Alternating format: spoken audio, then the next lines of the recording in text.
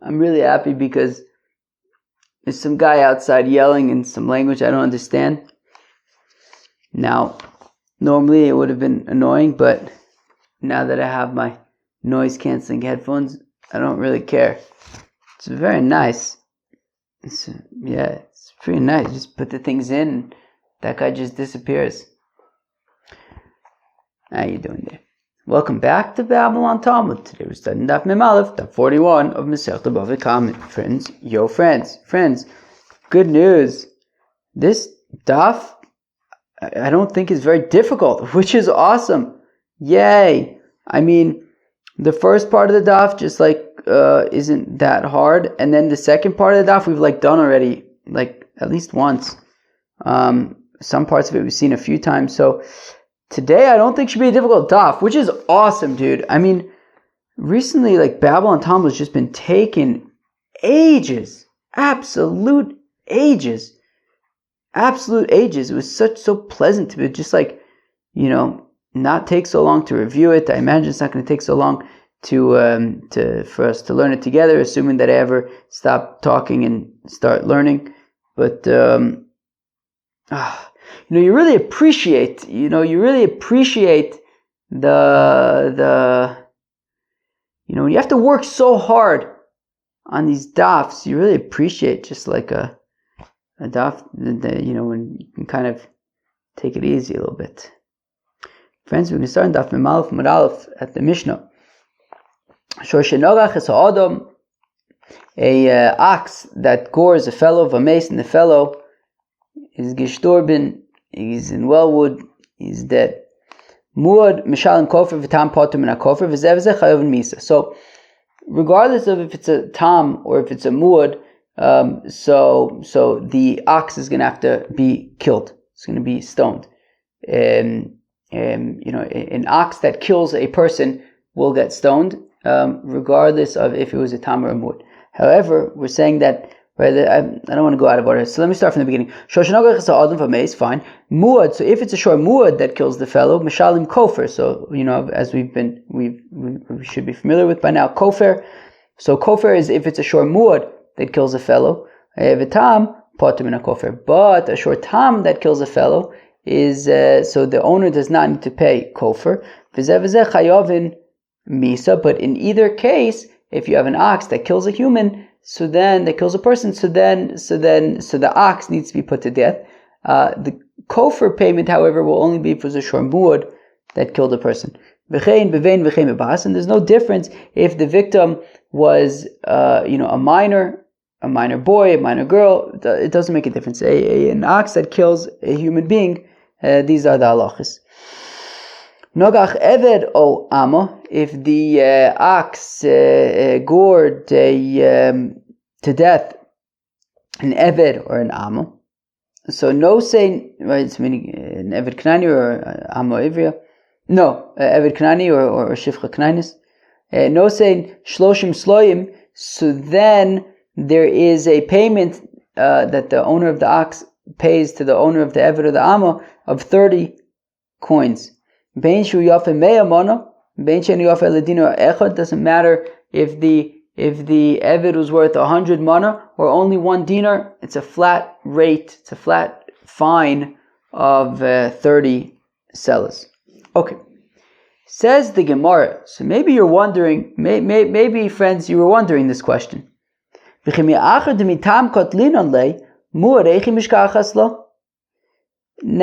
if the Mishnah says that already, even if it's a shor tam, we have to kill it.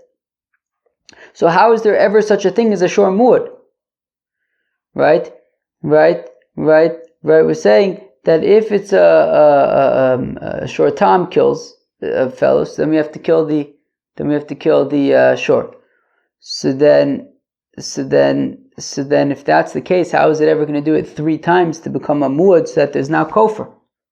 So Amar Rabba, so says Rabba, Achav Mayaskinon, Tugon Shamadu, L'shlosh Bnei Adam. Also says Rabba, the way that this shor could be a muad without having to be killed already is that it never actually killed anybody, but it was going to, right? That that there were 3 instances already where this ox, mamish, was chasing after a fellow and was very, very, very upset, and it was very clear that if this ox got a hoof on this person was dinner. But lucky for the person, he managed to evade the ox and managed to avoid being dinner. But there were 3 instances where if the ox had its way, then it would have killed. So in that case, it's enough to be considered a muad, and that's how you would have a situation of kofar. Rav Ashi Omar umdin alav klumu.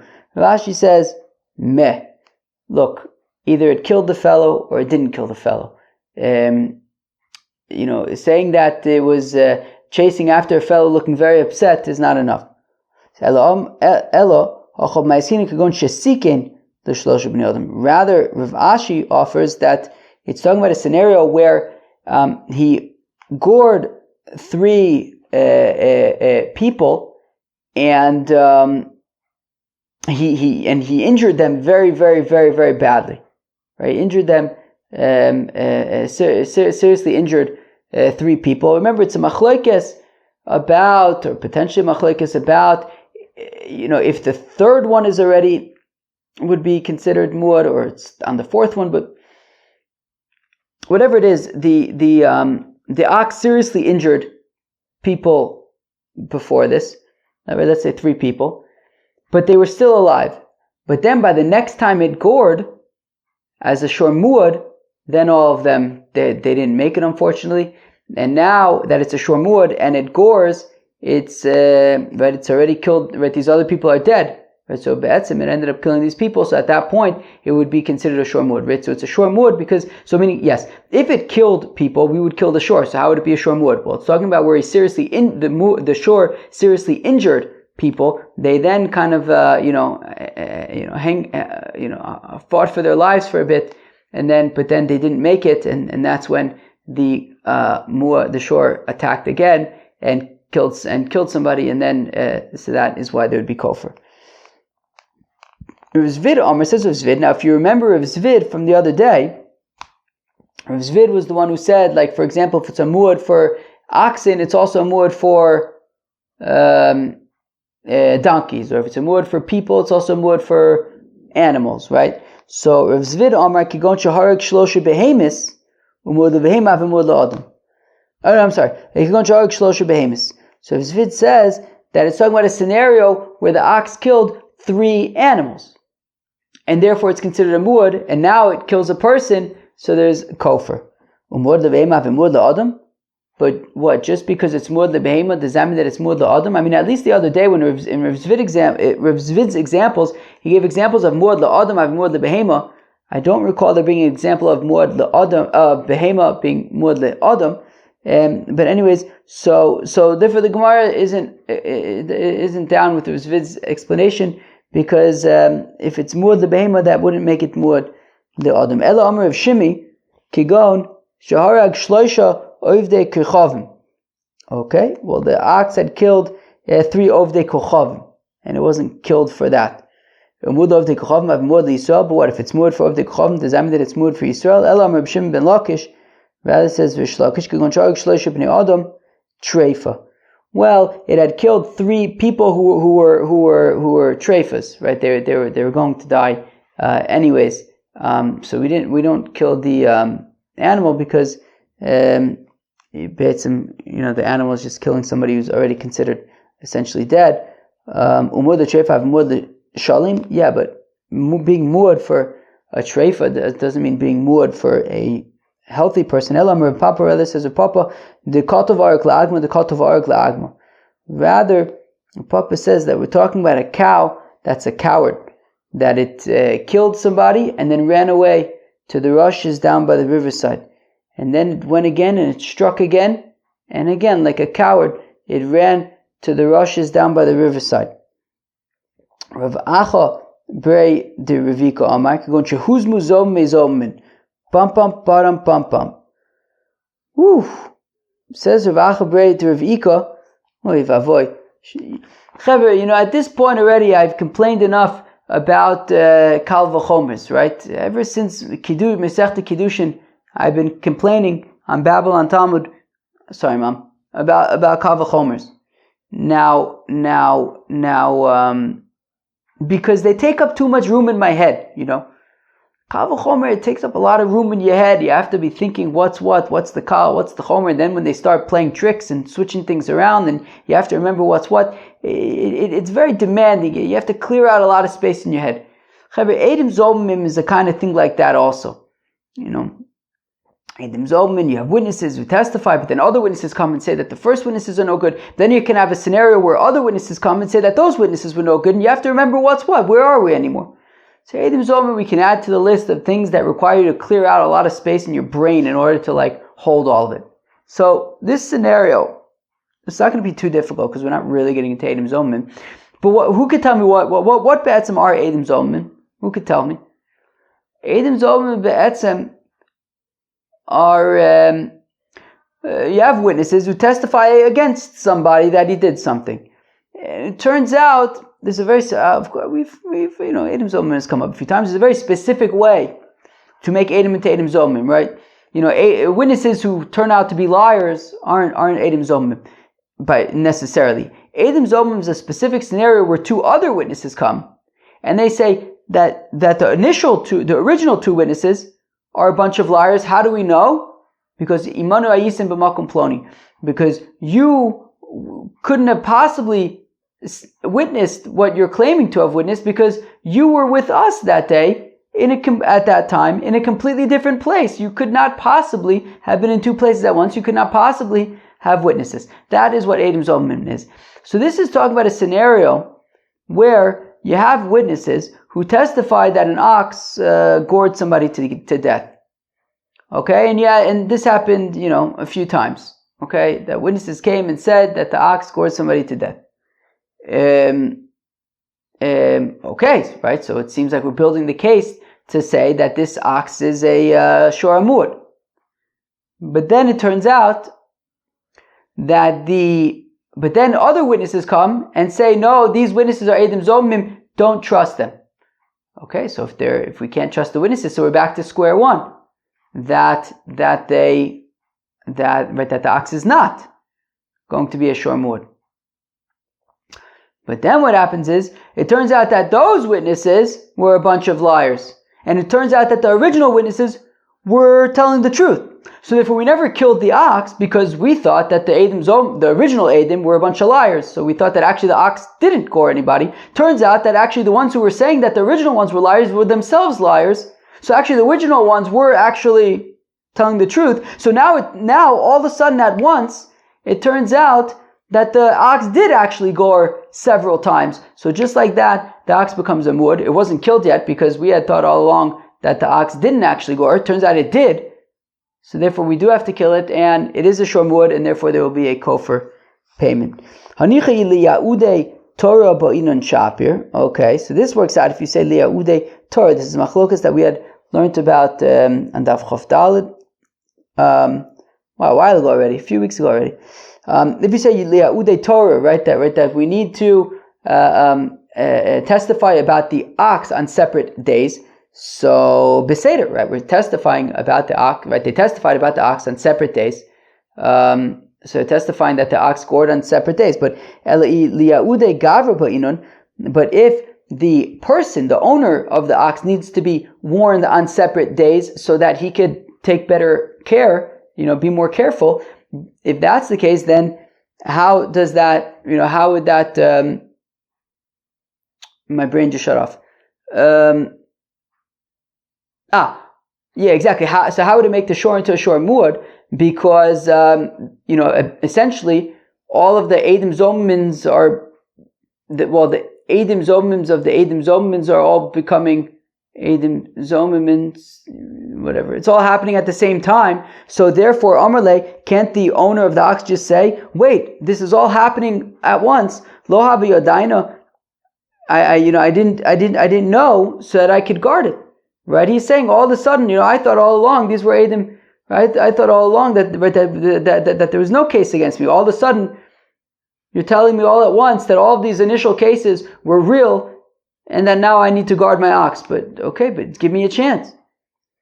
So it can go into Amrei, Kol Emas de Katil Torei, Gabi Hava. Yeah, but the testimonies all along, each of these testimonies that were later then disproven, but then reproven, the testimony was that the owner was there when the ox did it. Well, if that's the case, and it turns out that apparently everyone's telling the truth, and apparently the owner was there the whole time, he very well knows that his ox gored people to death, and he should have just been, taking care all along, so he can't make such an excuse.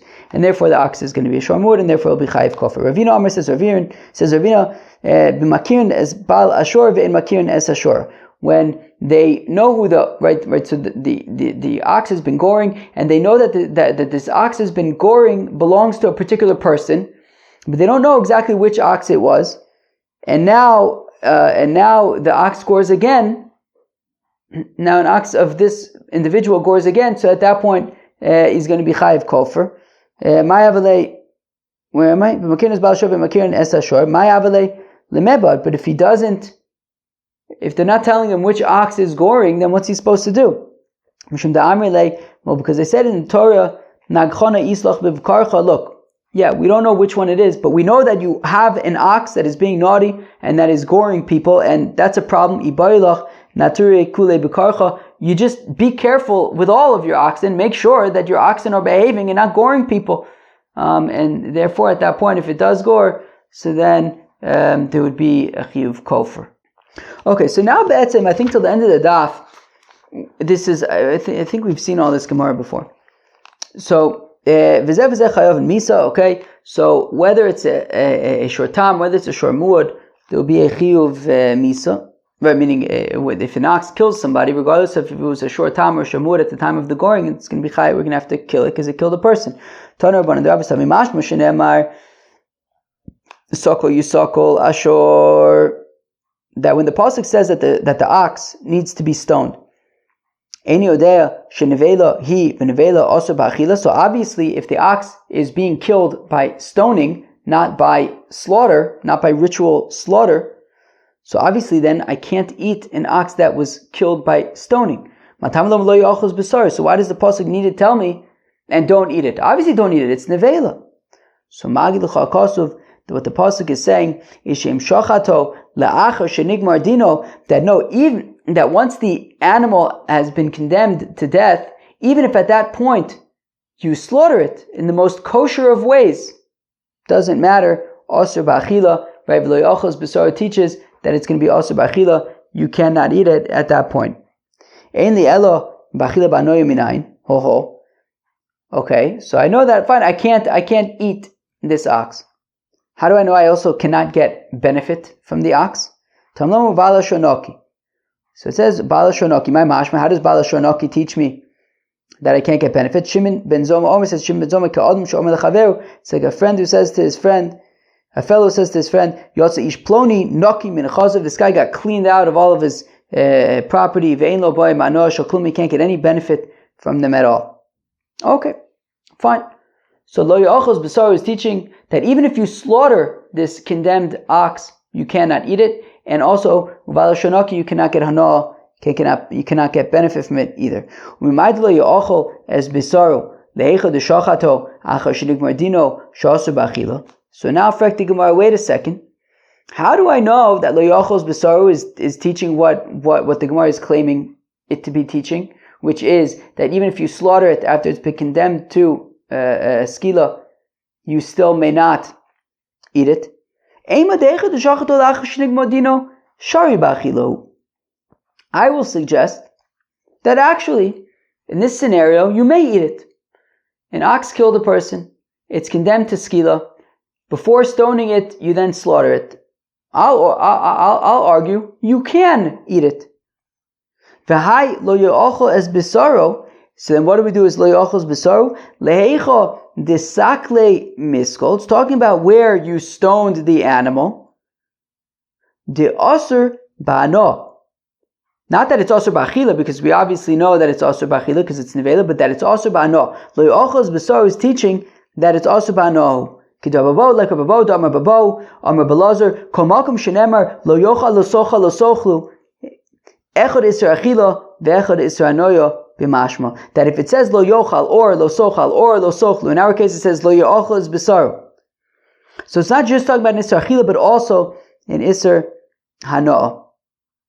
So therefore, when it says lo yochal is b'saro, what it's teaching is that it's asur ba'anoah.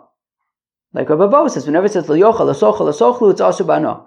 So obviously I know I can't eat it because it's stoned, but lo yochal b'saro is teaching us an additional thing, which is that it's asur ba'anoah. That's what we're learning out from it.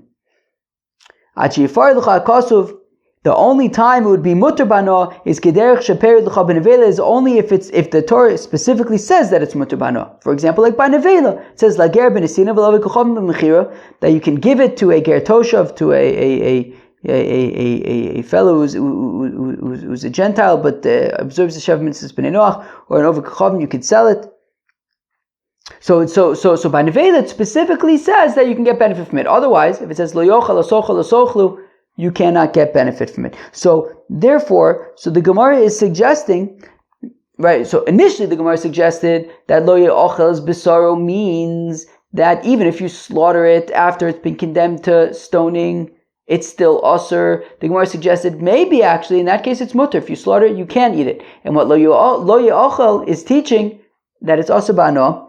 And for the Gemara, Amrei Hanimile, when we go based on Rabbi Abo to teach that something is asur ba'anoah, Hanimile heicha dinofik lei isra achila v'isra anoah mikra milo yochal.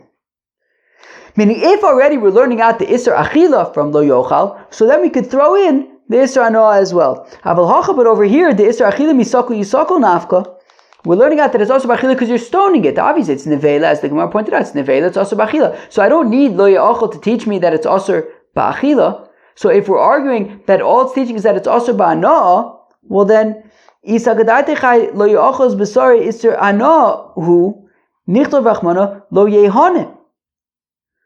Then it should say lo yehane, right? Meaning, when Rabbi Bo says lo yochal, lo sochal, lo sochlu, is not only teaching in Isra Achila, it's also teaching in Isra Anoah.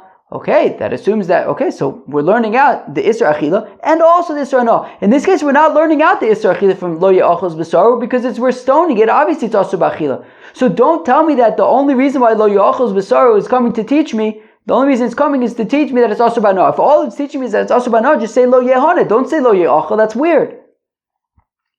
Inami, alternatively, lo yochal, or just say lo yochal as bisaro lamali. Why do I need es bisaro? Te'afagav de'avde ke'en basar de'shachate asur.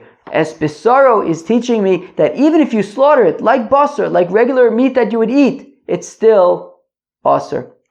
So therefore, like we said initially, that lo yochal es bisaro is coming to teach us that even if you slaughter the animal after it's been condemned to stoning, even though you slaughtered it, it's asur ba'achila. You cannot eat it. Maskit lo Marzucha. Marzucha asks a kasha.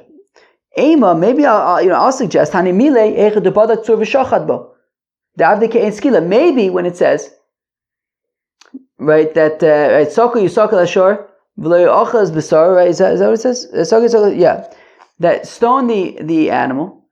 And you can't eat the meat, even if you slaughtered it. You can't eat the meat, but maybe that's only when you slaughter it in a way that's similar to stoning. I.e., if you sharpen a stone and use that to slaughter. Again, if you I guess sharpen a rock or use a rock and slaughter with it, that you're slaughtering in a way that's similar to stoning. Lo, but maybe if you slaughtered it with a knife, you would be able to eat it. Amrei atu sakin ksiva baraisa meh. Look, the Torah never says that a knife is any more preferable than anything else. Somebody uses some tool that I don't know how to pronounce. Wait, maybe I have it here in the art school, and maybe if somebody knows how to pronounce it and what this tool is. Okay, it is spelled. Are you listening? You writing it down? Magol Yad is a word that is spelled S-C-Y-T-H-E. So if you slaughter with that, or if you slaughter with a rock, or with a sharpened reed, it's a kosher shchita. So therefore, it doesn't matter what you slaughter it with.